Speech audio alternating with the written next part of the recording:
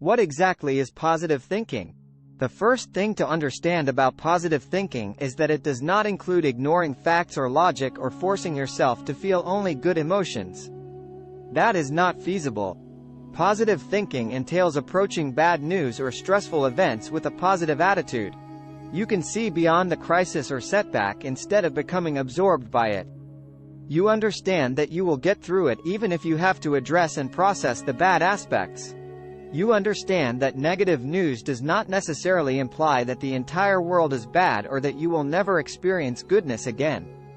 Instead than leaping to negative ideas and expecting the worst, a positive thinker assumes the greatest intentions from others and interprets acts more favorably. A positive thinker can envision positive results. Positive thinking frequently begins with self-talk. The ideas that go through our heads never stop.